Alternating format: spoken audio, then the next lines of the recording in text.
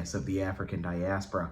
I'm your anchor, Ochanda, daily bringing you the top stories from Africa and the Caribbean. Let's take a look at today's news on Monday, October 9th, 2023. We go to Kenya, where the High Court has prevented police from leaving to the Caribbean. The High Court in Kenya has restrained Interior Cabinet Secretary Kithure Kindiki from deploying Kenya's police unit as part of the multinational security mission in Haiti. Haiti has been grappling with a surge of violence since the assassination of its president, Jovenel Moïse, back in July of 2021. This triggered calls for security intervention to complete the efforts of understaffed and under-resourced Haiti's national police. Milimani High Court Judge Chacha Mwita temporarily halted the police deployment and restrained the National Assembly from considering the matter, pending further directions on October 24th.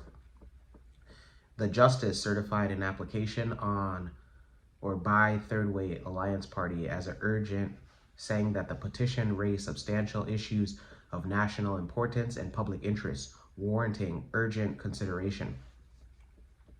The court ordered that the pleadings will be served on the respondents immediately and directed Kindiki to file responses to the petition within 3 days of the service. The petitioners will then have 3 days to file and serve a supplementary affidavit, if any, together with written submissions to the petition not exceeding 10 pages. The decision by Kenya to lead a multinational security mission in Haiti has gotten mixed reactions across the country of Kenya. On October 3rd, Foreign Affairs Principal Secretary Korir Singwe clarified that Kenya will now seek parliamentary approval for deployment of its police officers to Haiti after the United Nations Security Council approved a Kenyan-led multinational security mission to quell gang violence. Those in Kenya, let us know your thoughts. Let us know on how you feel, whether you are for police officers going to Haiti or not. We go to the African Union, where there was calls for an end to the Middle East new war. The African Union and foreign ministers in Africa are calling for an end to the fighting between Israel and Palestinians, which broke out on Sunday. African Union chairperson released a statement on Sunday urging the warring parties to return to the negotiating table. Nigerian's Foreign Minister Yusuf Tugar called a ceasefire and a peaceful resolution of conflict through dialogue, while President of Uganda, Yoweri Museveni, had said, "Why don't the two sides implement a two-state solution?" The African Union and Museveni are referring to the proposal, widely supported internationally, that Palestinians be granted a statehood in order to live in peace alongside Israel. At the present, Israel occupies the west bank of the Jordan River and the Gaza Strip. Kenyan President William Ruto said in a statement that Kenya strongly maintains that there exists no justification for terrorism, which constitutes a serious threat to international peace and security. In Nairobi, the Palestinian embassy blamed Israel for Hamas's attack on Saturday, accusing it of undeterred criminal provocations over many months and the double standards that have tainted international affairs, especially with regard to the Palestinian cause. The Israeli ambassador to Kenya told a local radio station that this is not another localized, contained conflict. It's a war, and we'll have to deal with it as such.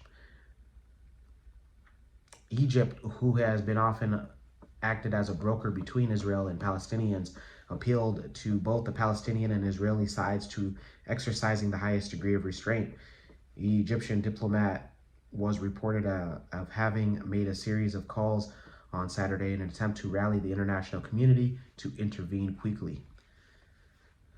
The nation of South Africa had blamed renewed conflict on the illegal occupation of Palestinian land and continued settlement expansion and the desecration to the masjids of Al-Aqsa. In Tunis, students and civil society activists gathered to protest Israeli military action. Those in the African Union, let us know on if there is more to be said. Also, how many sides are there on the view of what is going on in the Middle East. Let's go to West Africa, where they prepare for an election tomorrow. 19 candidates are competing to unseat the incumbent president, George Weah, in Tuesday's general presidential elections. George Weah, a former international football star who was born in the town of Clara. It's a community outside or just right beside Monrovia, the capital, is seeking a second term as president of the West African country of Liberia.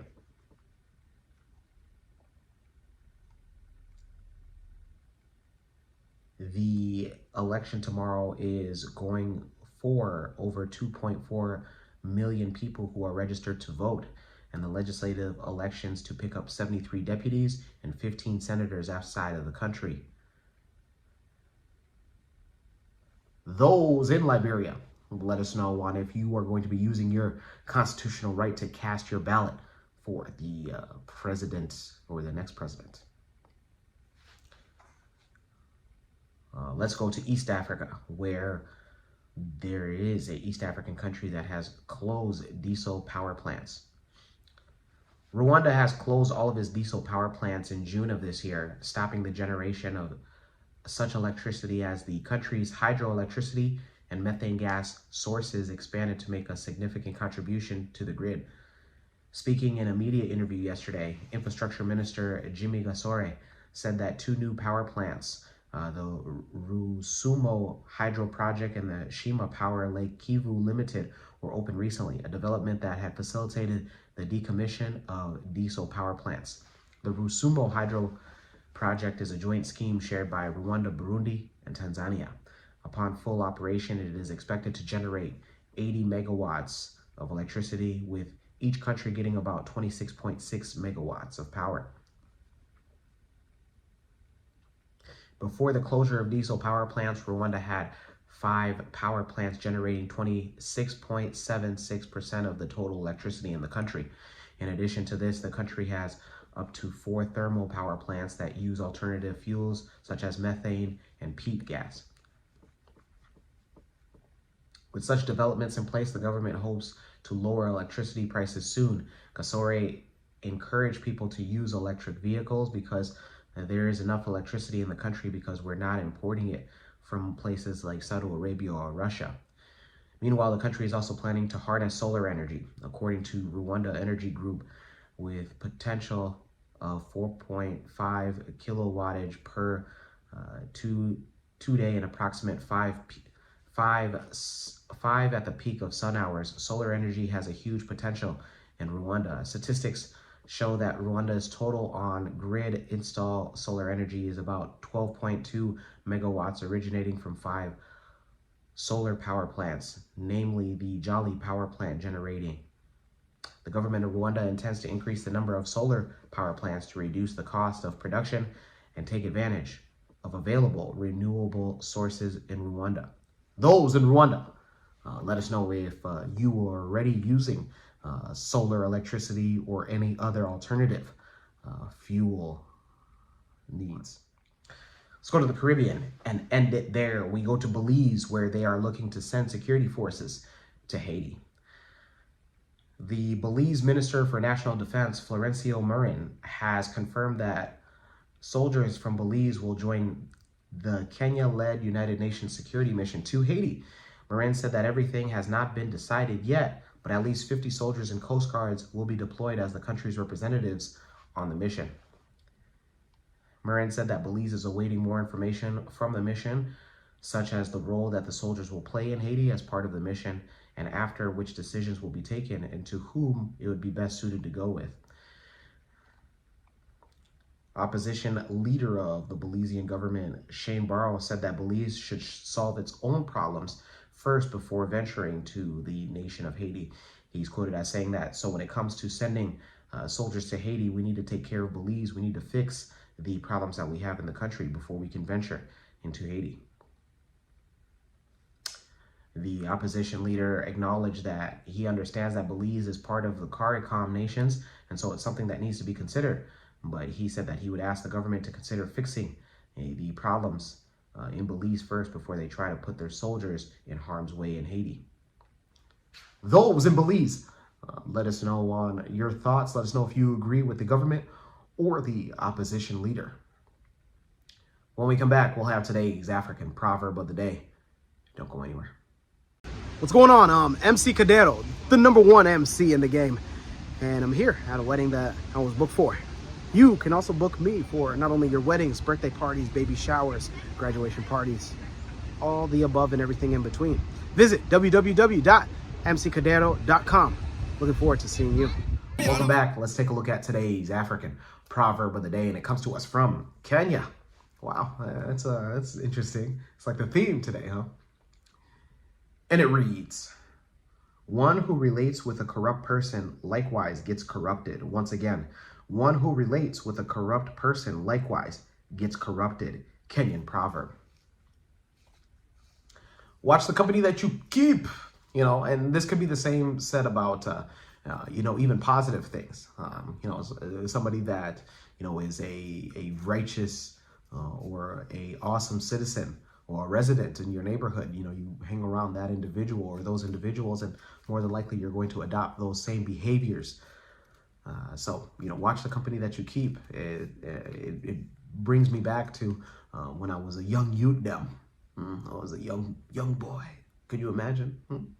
And there was somebody in particular, one of my friends, and my dad, my father. He had a big issue with that, and it helped me because since then that individual hasn't been doing so good in life. I know that my dad would not approve of his past activities. So watch the company that you keep, and listen to your parents, especially your father. They say fathers know best, right? Let me know your interpretation of today's African proverb of the day, as well as your thoughts, views, questions, comments, and concerns on the top stories. Don't forget to hit that like button. Make it your best friend. For Kush News on Kush Convos TV, I'm Ochanda. We'll see you soon.